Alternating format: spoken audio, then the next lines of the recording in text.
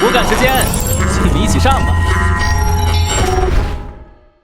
哼，你怀疑这场危机是假的？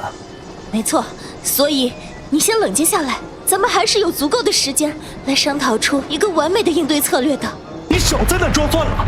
你在站台上对付那2个老头前，有怀疑过严寒考验的真假吗？你不也是为了让自己能活下来，所以才干掉他们，夺走他们的衣服来御寒的吗？我那是……啊！快看，窗帘烧起来了！放什么呢？快动手啊！不然我们都得完蛋！我跟你拼了！我不甘心。终于结束了。老二，你果然没让我失望。大哥，这下你相信我了吧？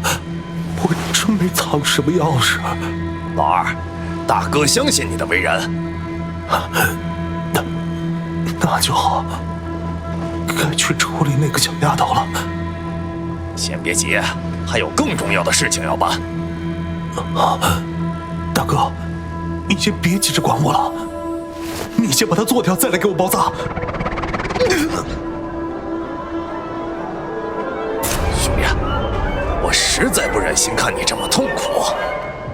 没事的，我还能撑住。所以，大哥决定亲手送你上路。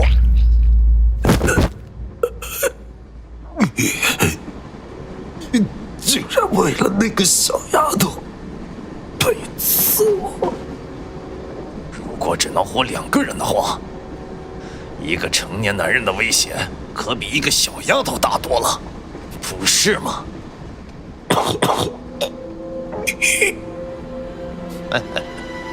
老二，你就安心的去吧，我会替你活到最后的。哼，我还以为你会顾及兄弟情谊，再给他几分钟说遗言的机会呢。要不是有我在，他早就死在售票环节了。哼哼，那祝咱们合作愉快。合作愉快哦。先去找点水来，把窗帘上的火灭掉吧。最后一排的座椅下方有铁桶，可以用它来盛水。明白了，出力气这事儿就交给我这种成熟男人来吧。那就辛苦大哥哥你了。列车驶入溶洞后，你的死期就到了。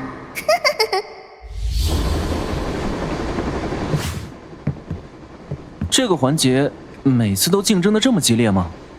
啊，并不会。大部分普通玩家都会在售票环节失败，很少有玩家能撑到这里。为什么一定要控制普通车厢的生存人数呢？列车即将驶入寒渊溶洞，当下列车乘客剩余数量为3人。普通车厢燃起的烈火将在通过寒渊溶洞后熄灭。溶洞会抵消高温环节引发的烈火？是的。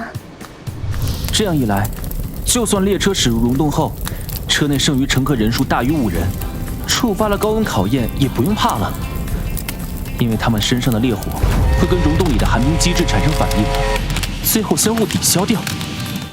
您说的对。所以，这个环节的目的，只是为了考验玩家在生死攸关前做出的反应。没错，您竟然看出了隐藏在规则之下的真相。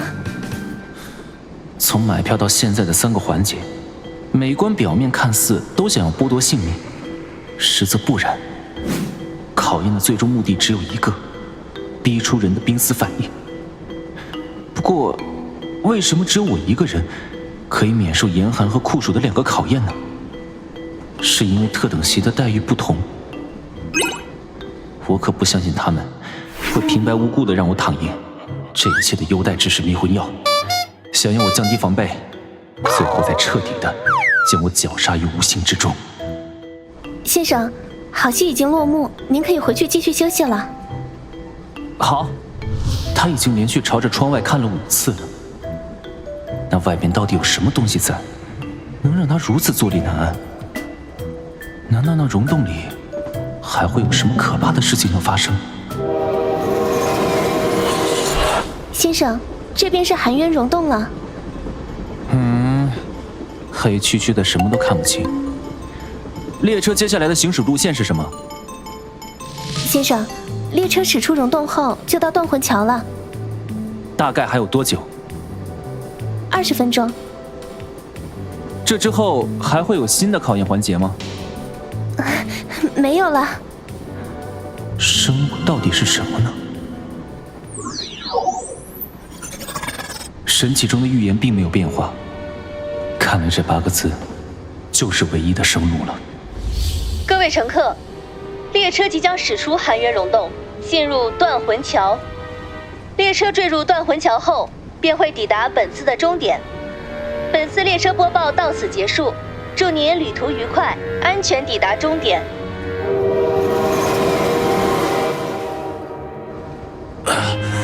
没想到你这小丫头片子，下手还挺狠。